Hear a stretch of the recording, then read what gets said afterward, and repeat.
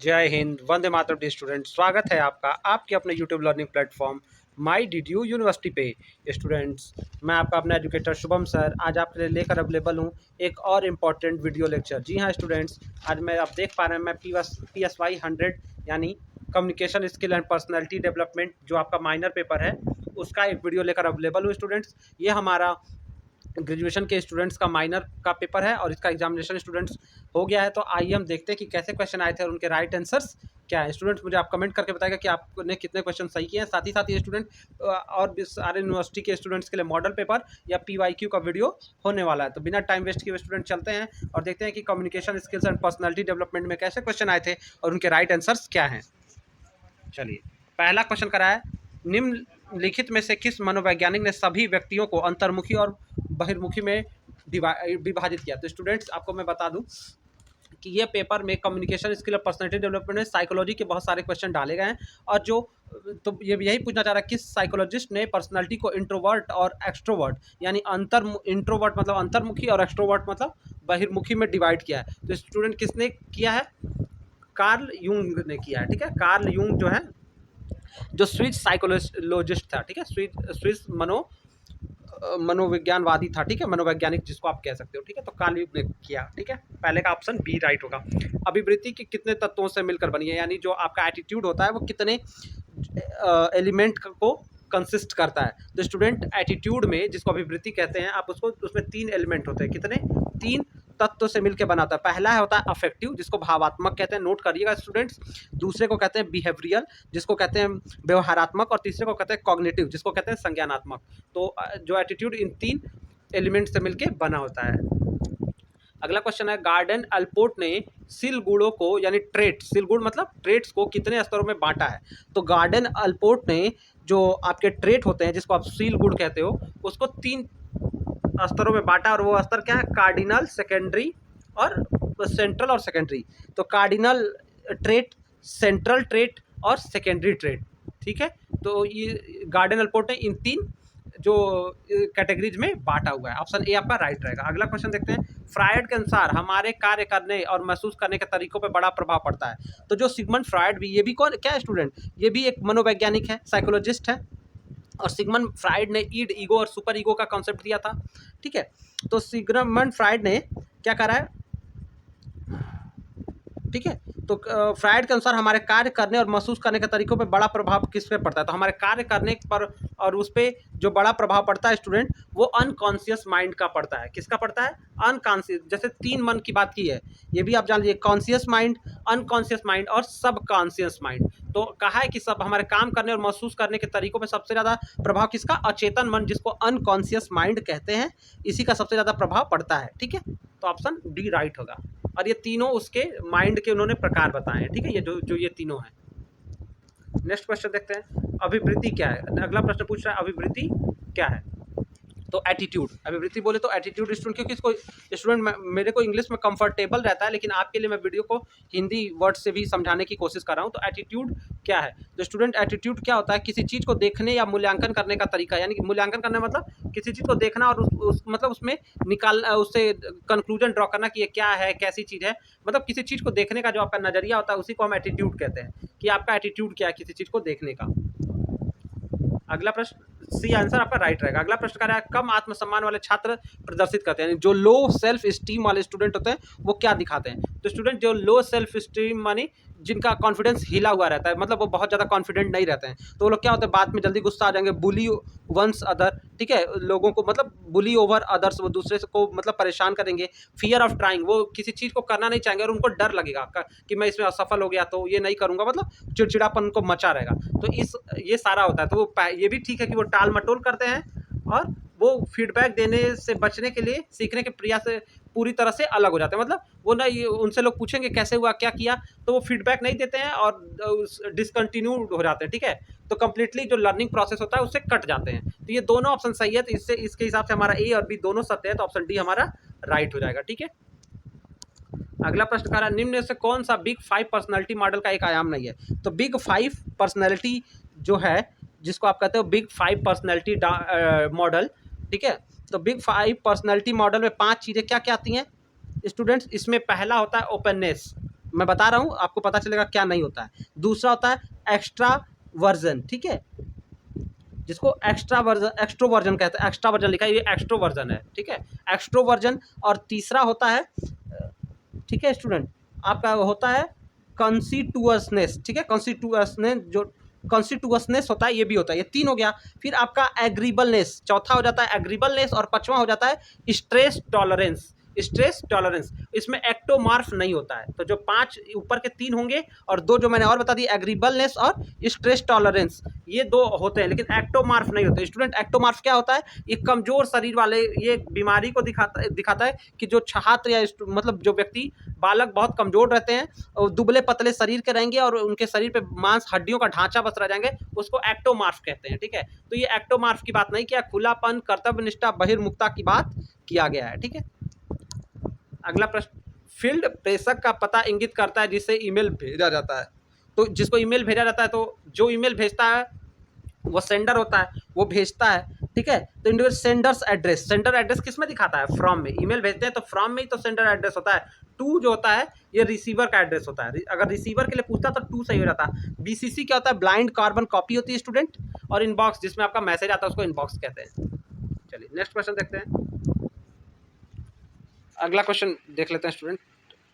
कह रहा है कि कार्बन कॉपी सीसी का प्रयोग क्या उपयोग है, यानी कार्बन कॉपी किस लिए इस्तेमाल किया जाता है? तो स्टूडेंट ईमेल में सीसी और बीसीसी दोनों आता है। आप देखेंगे कभी ईमेल खोलिएगा, मोबाइल में ही खोलिएगा, तो जो मैसेज भेजता है सेंडर, किसको भेजना है? रिसीवर। और बीसीसी और सीसी 2 कॉलम और होता है। तो बीसीसी होता है स्टूडेंट ब्लाइंड कार्बन कॉपी और सीसी होता है कार्बन कॉपी, ठीक है। तो कार्बन कॉपी का यूज क्या है स्टूडेंट? कार्बन कॉपी में जो होता है कि प्राप्त संदेश, जो सीसी के में संदेश अन्य सभी प्राप्तकर्ताओं के लिए विद्यमान रहते हैं, ठीक है। इसमें पता चलता है स्टूडेंट की जो है कि ये आपने कहाँ से, मतलब किसको किसको और ये मेल भेजा हुआ है, अन्य प्राप्तकर्ताओं को वो दिखाता है, जबकि बीसीसी में ऐसा शो नहीं होता है कि और किसको किसको यही मेल फॉरवर्ड किया गया है, ठीक है। तो ऑप्शन बी आपका राइट रहेगा कि प्राप्तकर्ता सीसी संदेश में अन्य सभी प्राप्तकर्ताओं के लिए दृश्यमान होता है, कि मतलब जिसको मिल रहा है तो वो देख सकता है कि यही मेल किसको किसको और भेजा गया है, वो आपका सीसी होता है। लेकिन बीसीसी में जिसका नाम डाल दिया जाए या ईमेल एड्रेस पड़ जाए तो वो उसको देखा नहीं जा सकता है कि उसमें अगर किसी को पढ़ा तो वो देख नहीं पाएगा कि किसको किसको ये मेल और भेजा गया है, ठीक है। तो बी आपका राइट होगा। अगला प्रश्न दे रहा है, जब मैं दूसरे व्यक्ति को सुन रहा हूं तो सही शारीरिक भावभंगिमा क्या होगा? यानी when I am listening to other person which will be the right body language. भावभंगिमा मतलब बॉडी लैंग्वेज स्टूडेंट, ठीक है। तो बॉडी लैंग्वेज कैसा होगा? जब आप किसी को सुन रहे हैं तो आपका बॉडी लैंग्वेज तो कह रहा है मैं अपनी बाहों को अपनी छाती पर रखता हूं, मतलब अपने आप अपना हाथ इधर उधर अपने शरीर पे रख रहे हैं अपने, ठीक है। तो ऐसा है, मैं अक्सर पीछे झुकता हूं और अपने शरीर को स्पीकर से दूर कर देता हूं, ऐसा मतलब पीछे हट जा रहा है, ऐसे अपने आप को पीछे ढकेल रहे हैं वहाँ खड़े होकर। मैं अक्सर थोड़ा आगे झुका रहता हूँ, ये भी गलत है। मैं उस व्यक्ति से 1 फुट दूर पे खड़ा हूँ, तो बिल्कुल यही सही है कि 1 फुट की दूरी बना के ध्यान से मैं उसकी बातों को सुन रहा हूँ। ना बहुत ज़्यादा पास रहना है, ना बहुत ज़्यादा दूर, 1 फुट की दूरी बना ही रखनी है, ठीक है। तो ऑप्शन डी आपका राइट हो जाएगा। अगला प्रश्न, किसे एक परिवार का सदस्य नहीं माना जाएगा? तो कि कौन परिवार का सदस्य नहीं है? इसमें से ग्रैंड पेरेंट्स होते हैं, अब इन लॉज होते हैं, माता पिता होते हैं, दोस्त परिवार के सदस्य नहीं है, ठीक है। तो डी वाला ऑप्शन आपका राइट हो जाएगा कि फ्रेंड्स नहीं होते हैं। अगला प्रश्न, बातचीत शुरू करते स्टूडेंट आप किस कॉलेज से वीडियो देख रहे हैं हमें कमेंट करके बताइएगा। साथ ही साथ वीडियो को फ्रेंड से शेयर करना ना भूलिएगा स्टूडेंट, इतना मेहनत आपके लिए करते हैं, आपका एक शेयर और सपोर्ट सब्सक्राइब तो बनता है यार, ठीक है। तो आप जल्दी से फटाफट से वीडियो को फ्रेंड से शेयर जरूर कर देना। अगला क्वेश्चन, बातचीत शुरू करते समय साथ ही साथ आप हमारे व्हाट्सएप और टेलीग्राम ग्रुप से जुड़ना चाहते हैं तो लिंक आपको वीडियो के डिस्क्रिप्शन में मिल ही जाएगा, वहां से आप जुड़ सकते हो।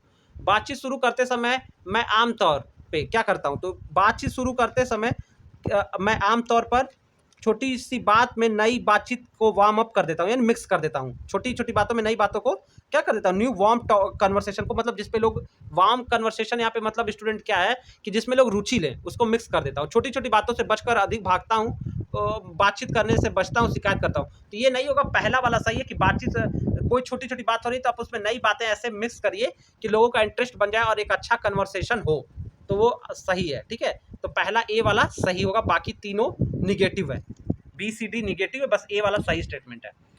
अगला प्रश्न क्या पूछ रहा है, निम्नलिखित में से कौन प्रभावी प्रेषण होने में बाधक है, यानी प्रेषण मतलब स्टूडेंट, या संप्रेषण मतलब कम्युनिकेशन। तो इफेक्टिव कम्युनिकेशन में बाधा क्या है? तो स्टूडेंट लैंग्वेज बैरियर, जितने तरह के बैरियर होते हैं कम्युनिकेशन में, मैंने और वीडियो में आपको बताया है, तो वो बाधा कहते हैं। यहाँ पे बैरियर क्या है? इन्फॉर्मेशन रिचनेस, तो ये बैरियर तो है नहीं।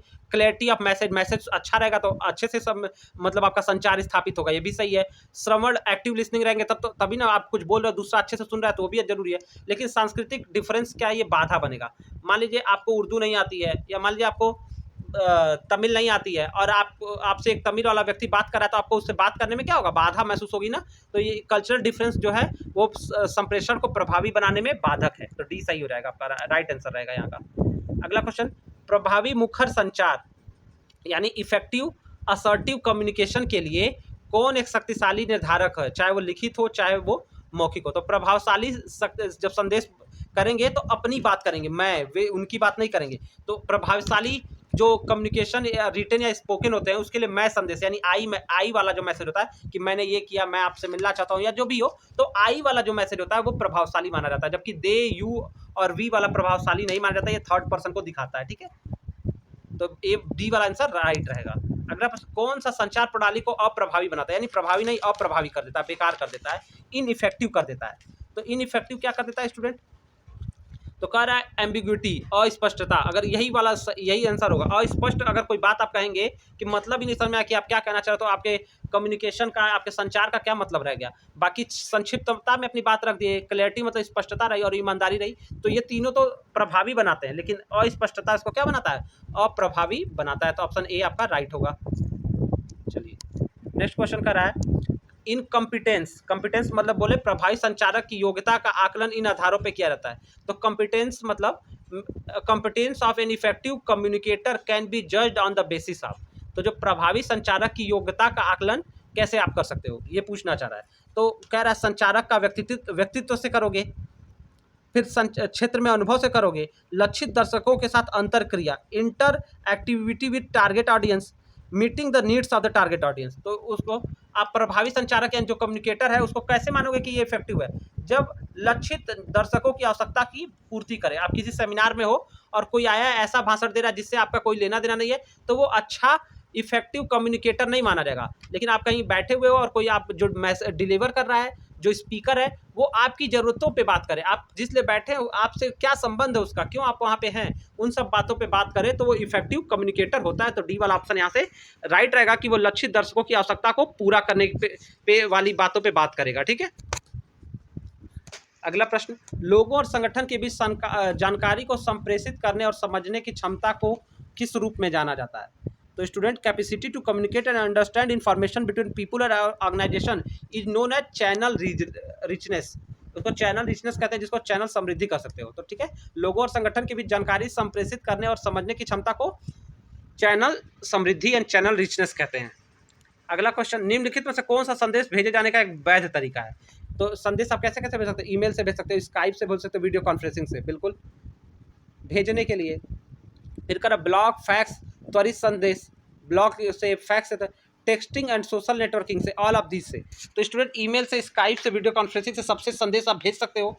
ठीक है, तो उपरोक्त सभी आपका राइट आंसर हो जाएगा। ठीक है, ईमेल से, स्काइप से, वीडियो कॉन्फ्रेंसिंग से भी क्या संदेश भेजा जा सकता है, बात की जा सकती है, और साथ ही साथ ब्लॉग से, फैक्स से, इंस्टेंट से, मैसेज से भी संदेश आप भेज सकते हो। मतलब संदेश भेजने का मतलब यहाँ पे कम्युनिकेशन करना, संचार स्थापित करना, बातों को, सूचनाओं को पहुँचाना। तो स्टूडेंट डी वाला सही रहेगा। संदेश प्रसारित करने वाले व्यक्ति को कहा जाता है। तो जो संदेश देता है वो क्या होता है? सेंडर होता है। जो प्राप्त करता है संदेश, जिसके लिए भेजा जाता है, वो रिसीवर होता है। चैनल यानी जिस माध्यम से संदेश भेजा जाए, जैसे टेलीफोन से भेजा जाए तो माध्यम टेलीफोन हो गया, और रिस्पांस मतलब क्या प्रतिक्रिया आई, वो बातों सुनकर उसने को कैसा लगा, उसको रिस्पांस कहते हैं। तो स्टूडेंट ये सारी बातें मैंने समझा दी। तो संदेश भेजने वाले को सेंडर कहते हैं, प्रेषक। आमतौर पर संचार होता है जिसमें सूचना या संदेश एक व्यक्ति से दूसरे व्यक्ति में स्थानांतरित किया जाता है। तो ठीक है, किस में स्थानांतरित किया जाता है? संचार में। तो स्टूडेंट इंटरपर्सनल कम्युनिकेशन में जो इन्फॉर्मेशन होता है एक पर्सन से दूसरे पर्सन के बीच में, उसको हस्तांतरित कहा जाता है। जो इसको पारस्परिक कम्युनिकेशन भी आप संचार भी कह सकते हो हिंदी में। ठीक है, तो बी वाला राइट होगा। अगला क्वेश्चन, हमसे अधिकांश लोग बोलते समय शब्दों के अलावा डैश और डैश का उपयोग करके बातचीत करते हैं। तो हम में से मतलब हम लोगों में से ज़्यादातर लोग बात करते हुए किसका इस्तेमाल करते हैं? भाव भंगिमा, ठीक है, गेस्चर्स एंड बॉडी लैंग्वेज का इस्तेमाल करते हैं। किसका? गेस्चर्स एंड बॉडी लैंग्वेज का। किसका इस्तेमाल करते हैं? हम में से अधिक लोग जो होते हैं बात करते समय वो भाव भंगिमा और बॉडी लैंग्वेज का इस्तेमाल करते हैं, गेस्चर्स एंड बॉडी लैंग्वेजेस। अगला प्रश्न, नेटवर्क जिसमें संगठन के सदस्यों किसी के साथ भी संवाद कर सकते हैं, संगठन के सदस्य किसी के साथ भी संवाद कर सकते हैं, उसे किस रूप में हम जानते हैं? तो स्टूडेंट, जब हम एक नेटवर्क में के सदस्य जो है आपस में कोई किसी के साथ बात कर सकता है तो उसे संचार नेटवर्क यानी कम्युनिकेशन नेटवर्क कहते हैं। ए वाला राइट हो जाएगा। अगला प्रश्न, भाव प्रदर्शन अशाब्दिक चेहरे शरीर की गति होती है जिन्हें उपयोग किया जाता है। तो स्टूडेंट, जो भाव प्रदर्शन यानी नॉन वर्बल मतलब जिसको बोला जा सके संचार, और नॉन वर्बल मतलब जो बोला ना जाए, जिसको इशारे से मतलब बात किया जाता है। भाव प्रदर्शन अशाब्दिक चेहरे और शरीर की गति होती है जिनका उपयोग किया जाता है। तो इसमें किसका उपयोग किया जाता है स्टूडेंट? इसमें ठीक है, कह रहा है कि व्यक्ति जागरूकता को पूरा करने के लिए, भावना व्यक्त करने के लिए, दोनों में से इनमें से कोई नहीं। तो इफेक्टिव नॉन वर्बल में क्या किया जाता है? वो एक्सप्रेस इमोशन, ऑप्शन जो सी है ये सही रहेगा। इसमें हम एक्सप्रेस पर्सनल नीड को भी दिखाते हैं और अपने इमोशन को भी व्यक्त करते हैं, यानी अपनी ज़रूरतों को पूरा करने के लिए और भावना व्यक्त करने, दोनों के लिए हम क्या करते हैं? बॉडी लैंग्वेज या नॉन वर्बल कम्युनिकेशन का इस्तेमाल करते हैं। ठीक है, बॉडी लैंग्वेज नॉन वर्बल में आता है स्टूडेंट। ठीक है, तो दोनों के लिए, जैसे रोना, हंसना, मुस्कुराना, दिखाना, ये हमारी ज़रूरतें हैं, इसको पर्सनल नीड कहेंगे, व्यक्तिगत ज़रूरतें, तो इसको भी प्रदर्शित कर सकते हैं और अपनी भावनाओं को दिखाने के लिए भी इसका हम प्रयोग करते हैं। तो सी वाला राइट रहेगा। अगला क्वेश्चन, गतिशील अशाब्दिक संचार के तत्वों को संदर्भित करता है जो बातचीत के दौरान होता है। तो गतिशील अशाब्दिक संचार के तत्वों को क्या दिखाता है? ठीक है स्टूडेंट, तो जो गतिशील अशाब्दिक संचार के तत्वों को संदर्भित करता है जो बातचीत के दौरान परिवर्तन एबल होता है, परिवर्तन योग्य, चेंजेबल होता है, परिवर्तन के योग्य होता है। तो dynamic refers to element of non verbal communication that are changeable during interaction. जो बातचीत के दौरान क्या होता है? गतिशील अशाब्दिक संचार परिवर्तन योग्य होते हैं। अगला क्वेश्चन, हैप्टिक्स विशिष्ट अशाब्दिक व्यवहारों के अध्ययन को संदर्भित करता है। तो स्टूडेंट, जो हैप्टिक्स होता है, हैप्टिक्स में एनिमल या पीपल के टच द्वारा संचार, मतलब छू के भावनाओं को व्यक्त करते हैं, प्राणी या जानवर। हैप्टिक्स जो होता है, हैप्टिक्स जो कम्युनिकेशन है, इसमें किसके द्वारा अपने बातों को या अपने सूचना को व्यक्त किया जाता है? स्पर्श द्वारा, ठीक है, टच द्वारा। तो इसको हैप्टिक्स में आपका राइट आंसर होगा, टच के द्वारा अपने क्या कहते हैं? अपने व्यवहारों को व्यक्त करते हैं। अनुभवात्मक सीवी, सीवी मतलब होता है, सीवी आप किसको कहते हो? सीवी तो आप जान ही रहे हो, जो आपका क्या होता है? आपका रिज्यूम होता है, उसी को ना आप सीवी कहते हो। तो सीवी क्या होता है? तो अनुभवात्मक सीवी में किसका जिक्र होता है? सीवी में जो होता है उसमें आप दिखाते हो कि कितना आपको काम का अनुभव है, आपने कहाँ कहाँ काम किया और आपको कितना लंबा अनुभव है। बाकी जो ऑप्शन है वो उसमें से सही नहीं है, आप उसको देख सकते हो। अगला क्वेश्चन, जो जोन्स ने 1968 के अनुसार अभिवृद्धि को कैसे मतलब माना, कैसे बनते हैं? तो जो जोन्स ने 1968 के अनुसार अभिवृद्धि को कैसे माना? उसने माना कि मोर एक्सपोजर इफेक्ट से बनते हैं। किसके? जो होता है mayor exposure effect, sorry mayor exposure effect से बनते हैं। यहाँ आगे प्रदर्शन जोड़ लीजिए, मेयर एक्सपोजर इफेक्ट यानी प्रदर्शन से बनते हैं, यहाँ प्रदर्शन जोड़ लीजिए। ठीक है, ओके। तो जो जोन्स के अनुसार 96 अभिवृद्धि मात्र प्रदर्शन से यानी मात्र प्रदर्शन से जुड़ते, वो क्या करते हैं? बनते हैं। बीसीसी का पूर्ण रूप क्या है स्टूडेंट? बीसीसी का रूप मैंने बताया, ब्लाइंड कार्बन कॉपी। ठीक है, सीसी को कार्बन कॉपी के नाम से जानते हैं, ईमेल में ये आता है। आत्मविश्वास निर्माण में क्या क्या शामिल है? तो आत्मविश्वास निर्माण में स्टूडेंट, जब हम आत्मविश्वास निर्माण की बात करेंगे तो कह रहा है जीवन में यथार्थवादी लक्ष्य निर्धारित करें, यानी ऐसे गोल तय करें जिनको प्राप्त आप कर सके। दूसरा, यथार्थवादी मतलब ये ना सोचे कि हम जाके एकदम हाँ चांद तारे तोड़ लाएंगे और आप एस्ट्रोनॉमर नहीं है, आपके पास इतना पैसा नहीं है, तो ऐसे लक्ष्य ना बनाएं जिसको मतलब पूरा कर सके, या हम किसी पे प्राण डाल देंगे, ऐसे लक्ष्य बनाएंगे तो कभी आप कर नहीं पाएंगे। ठीक है, तो आत्मविश्वास में क्या है कि यथार्थवादी लक्ष्य निर्धारित करें, हमेशा सकारात्मक सोचें, ये भी ठीक है। उन लोगों से बातचीत करें जो आश्वस्त हो, यानी जो पॉजिटिव रहते हो, ठीक है, कॉन्फिडेंट रहते हैं, उनसे बातचीत करते हैं। ये सब सही है, तो ऑप्शन डी हमारा राइट हो जाएगा। स्कूल के घंटों के दौरान, मीटिंग के दौरान सही सेल फोन रिंगर सेटिंग है। स्कूल के घंटों के दौरान, यानी स्कूल में हो ये या कॉलेज में आप रहिए, तो फ़ोन को आप किस मोड पे रखते हैं?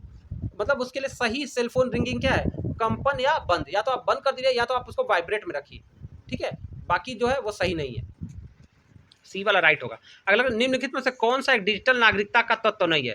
तो स्टूडेंट डिजिटल नागरिकता यानी डिजिटल सिटीजनशिप के 9 तत्व होते हैं। कितने सेक्शन होते हैं? 9 सेक्शन होते हैं स्टूडेंट। तो इसमें क्या क्या होता है? पहला डिजिटल एक्सेस यानी डिजिटल पहुंच, एक्सेस मतलब पहुंच। डिजिटल मार्केटिंग कह रहा है, डिजिटल कॉमर्स, डिजिटल लॉ। तो स्टूडेंट डिजिटल मार्केटिंग नहीं होता है, अभी बता दे रहा, ये नहीं होता है। ये जो 9 तत्वों में डिजिटल मार्केटिंग नहीं होता, बाकी डिजिटल वाणिज्य, डिजिटल कॉमर्स, डिजिटल लॉ होता है। इसके साथ साथ स्टूडेंट और चाहे तो आप लिख सकते हैं डिजिटल लॉ एंड एथिक्स होता है, digital etiquette and digital manner होता है, डिजिटल राइट एंड रिस्पॉन्सिबिलिटी होती है, डिजिटल हेल्थ एंड वेलनेस होता है, डिजिटल लिटरेसी होती है और डिजिटल कम्युनिकेशन होता है, और अंतिम वाला डिजिटल सिक्योरिटी होता है। स्टूडेंट चाहे तो आप वीडियो को पीछे करके एक एक बातों को नोट कर सकते हैं, वीडियो फास्ट लगे तो स्लो करके भी आप नोट कर सकते हैं। स्टूडेंट वीडियो को फ्रेंड से शेयर करना ना भूलिएगा, चैनल को सब्सक्राइब जरूर करिएगा स्टूडेंट्स, ठीक है। इससे हमारे आपको कोई परेशानी नहीं होगी, आपको सारे रिलेटेड वीडियोस आते ही आपको नोटिफिकेशन मिल जाएंगे, आपको इधर उधर भटकने की जरूरत नहीं है, कहीं कमेंट करके आपको वीडियोस के बारे में पूछने की भी जरूरत नहीं है। स्टूडेंट अगर आपको फिर भी कोई डाउट होता है तो आप हमें कमेंट करके या हमारे व्हाट्सएप ग्रुप पे मैसेज करके हमसे पूछ सकते हैं। अगला क्वेश्चन कर रहा है, निम्नलिखित में से कौन सा कारक व्यक्तित्व को प्रभावित करता है? तो व्यक्तित्व को प्रभावित करने वाले कारक क्या क्या है स्टूडेंट? तो कह रहा है अनुवांशिकता और शारीरिक विशेषताएं यानी हेरिडिटरी और फिजिकल फीचर, बिल्कुल। पारिवारिक वातावरण, सांस्कृतिक कारण, प्रायोगिक कारण। तो स्टूडेंट पहले तो हेरिडिटरी काज होता है यानी अनुवांशिकता रहती है, दूसरा कह रहा है पारिवारिक वातावरण, ये भी रहता है कि कैसे वातावरण में है तो आपका व्यक्तित्व ऐसा ही होगा, तीसरा कल्चरल फैक्टर यानी किस संस्कृति से है वो भी आपके व्यक्तित्व को प्रभावित करेगा। तो पहला दूसरा तीसरा सही है, प्रायोगिक कारण नहीं है। तो स्टूडेंट ऑप्शन आपका चौथा सही हो जाएगा, सॉरी ऑप्शन बी आपका राइट होगा, पहला दूसरा तीसरा। अनुवांशिकता जिसको हेरिडिटरी फीचर कहते हो, बाकी फैमिली इन्वायरमेंट और कल्चरल फैक्टर, ये तीनों जो है मानव के व्यक्तित्व को, पर्सनैलिटी को प्रभावित करते हैं। हम काम करने में विलंब क्यों करते हैं? काम में क्यों विलंब करोगे भैया?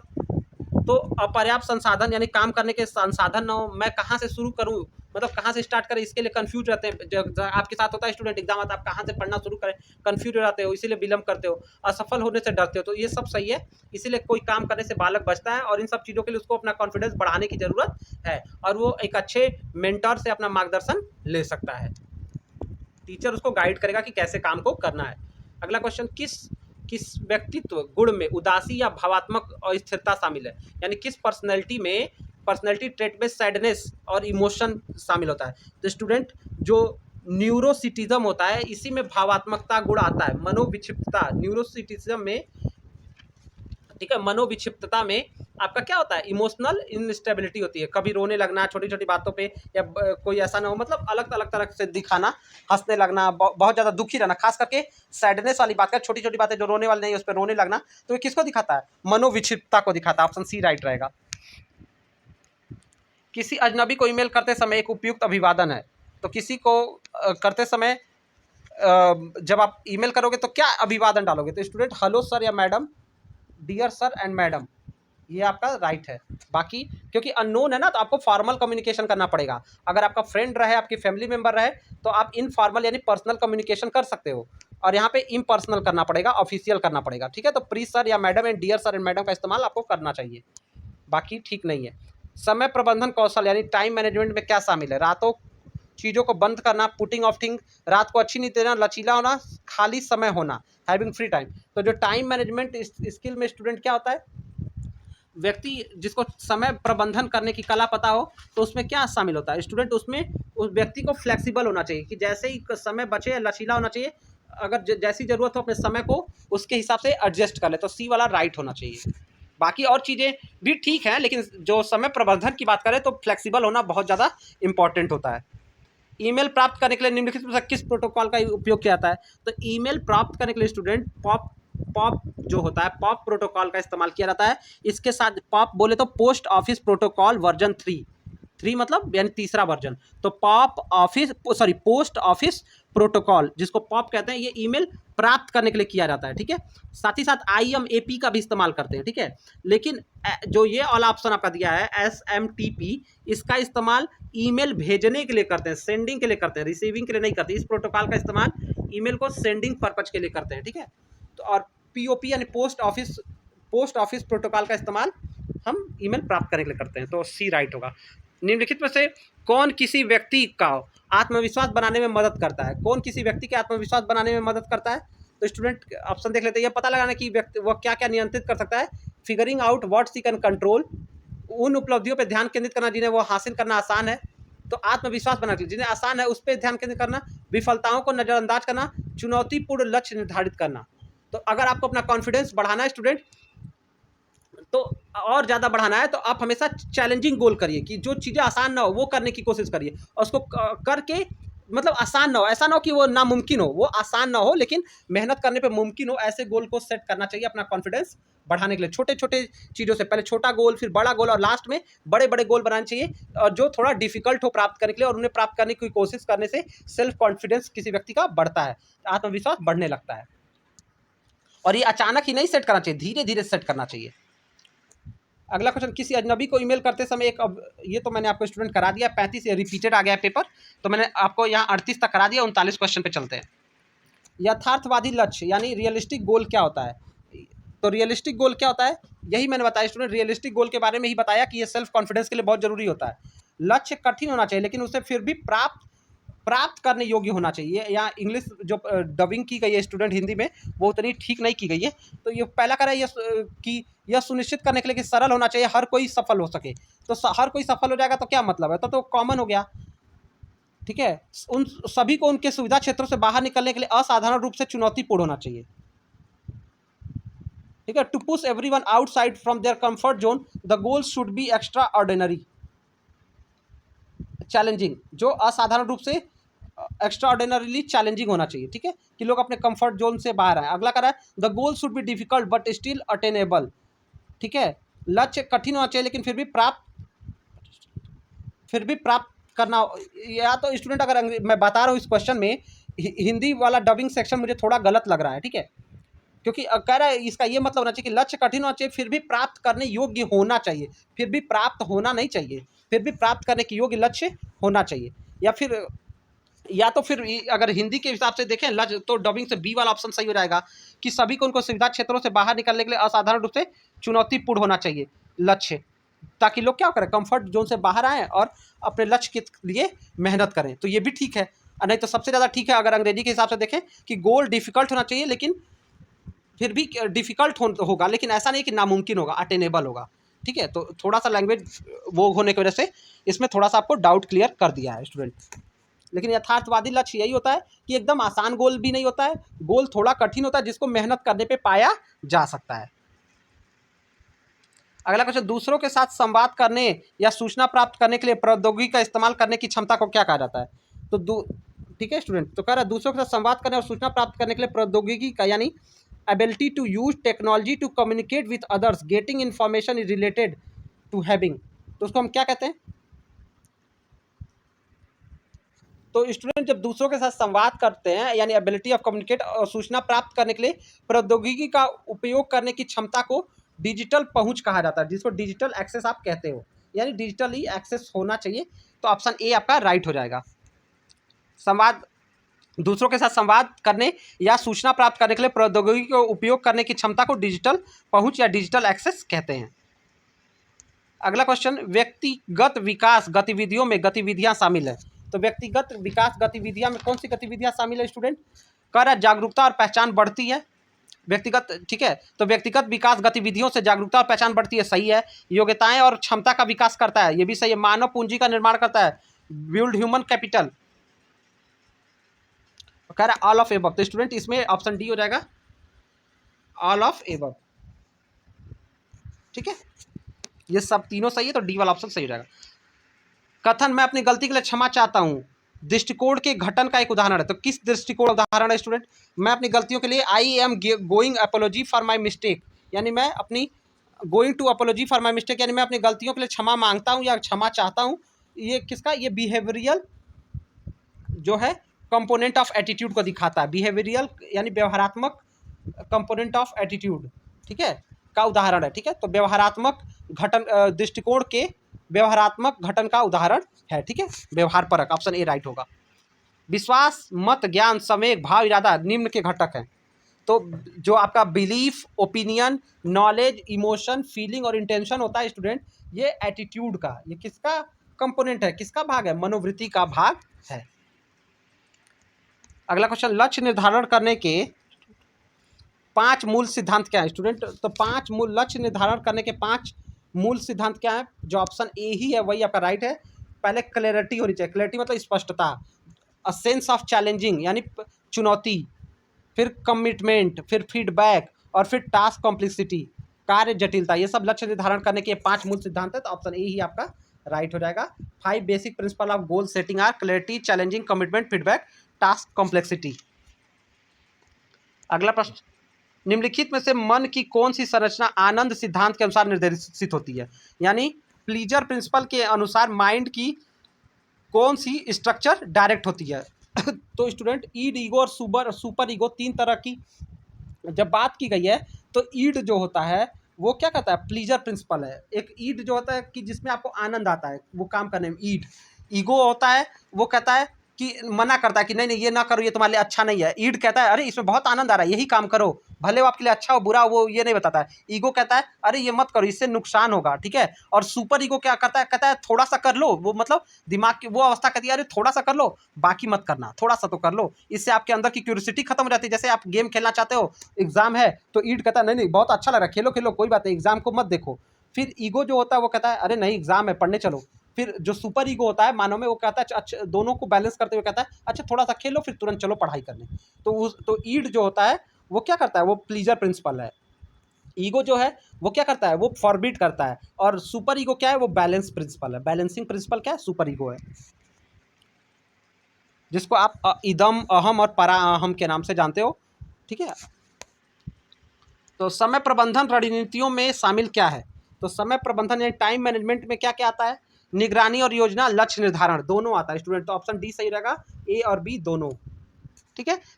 टाइम मैनेजमेंट में मॉनिटरिंग एंड प्लानिंग और गोल सेटिंग दोनों आता है। चलिए स्टूडेंट और क्वेश्चन की तरफ बढ़ चलते हैं। अगला प्रश्न कह रहा है आत्मविश्वास एक माप है।